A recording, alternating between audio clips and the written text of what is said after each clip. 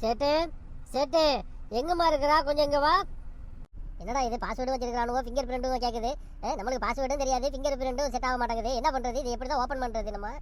என்னடா அங்க இருந்து சேட்டு சேட்டுன்னு நாயாக இருந்து கத்திக்கிட்டு இருக்கிறேன். இங்க என்னடா பண்ணிக்கிட்டு இருக்கிற? இந்த போன வச்சுக்கிட்டு ஏதுடா போன் உனக்கு? என்னம்மா காலைல எதுவும் வெந்நீரை ஊற்றிக்கிட்டியா? இப்படி கொந்தளிச்சு போய் வந்திருக்கிறா? ஏதாவது கூப்பிட வேண்டியதானே?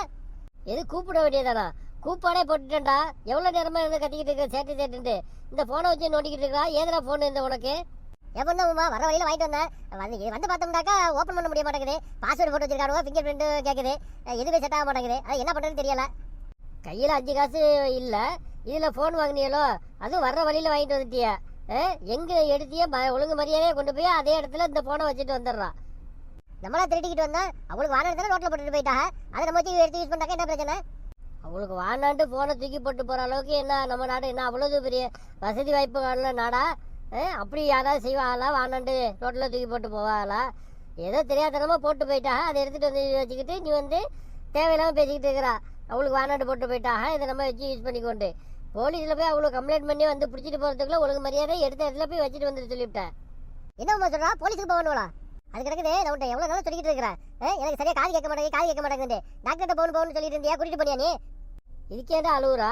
அங்கே டாக்டர்கிட்ட போகிறதுக்கு தான் உன்னை வந்து கூப்பிட்டு கத்திக்கிட்டு இருந்தேன் சேட்டு சேட்டுன்ட்டு. நீ காதில் வாங்காமல் இங்கே உட்காந்து இந்த ஃபோனை வச்சு நோண்டிக்கிட்டு இருந்தா. சீக்கிரம் கிளம்பு, டாக்டர் போயிட போகிறாரு. போய் பார்த்துட்டு வந்துடுவோம். வாங்கம்மா. யாருக்கு என்ன பண்ணுது? பையன் அழுகுறாப்ல? காசுக்கு செய்து முழுகிட்டாப்லையா? காசு கொடுத்தாவளோ அவன் முழுங்குறதுக்கு. நம்ம தான் காசே கொடுக்குறே இல்லையா? அவனுக்கு காதுக்கு சரியாக கேட்க மாட்டேங்குது. அதான் உங்கள்கிட்ட கூட்டிகிட்டு வந்தேன். என்ன எதுன்னு கொஞ்சம் பார்த்து சொல்லுங்களேன். ஓ அப்படியா? பார்த்துடலாம். தம்பி கொஞ்சம் கிட்ட வாப்பா. நம்ம டாக்டர் தான் கூட்டிட்டு போன்னு சொன்னிச்சு. இங்க எதுக்கு இந்த ஆள்கிட்ட கூட்டிட்டு வந்து? இவன் பார்க்கறது டாக்டர் மாதிரி இல்லையே. தலையில என்னமோ கட்டி வச்சு உட்காந்துட்டு இருக்கிறான். என்ன தம்பி ரொம்ப யோசனை பண்ணிட்டு இருக்கிறியா? கொஞ்சம் கிட்ட வாங்கன்னு சொன்னா இல்லையா?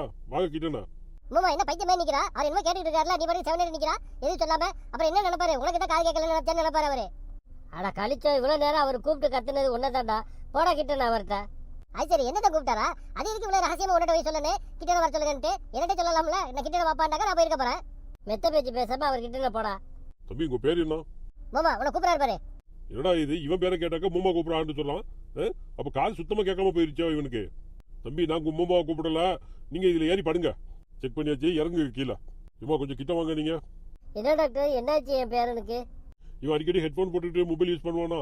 24 மணி நேரமும் காதுல ஹெட்போனை மாட்டிக்கிட்டு தான் இருக்கா டாக்டர். இவன் இப்படி ஹெட்போனை போட்டு பாட்டு கேட்டு இவன் காதுல இருந்த சவு கிழிஞ்சு போயிடுச்சு. இனிமே இவனுக்கு காது கேட்கறதுக்கு வாய்ப்பே இல்ல. அப்பாடா, ஏன்டா இப்படி பெருமூச்சு விடுறா? நான் கூட பயந்தே போயிட்டேன் டாக்டர். எங்க ஹெட்போன் தான் வீணா போயிடுச்சுன்னு சொல்லிட போறீங்களா என்னமோன்ட்டு.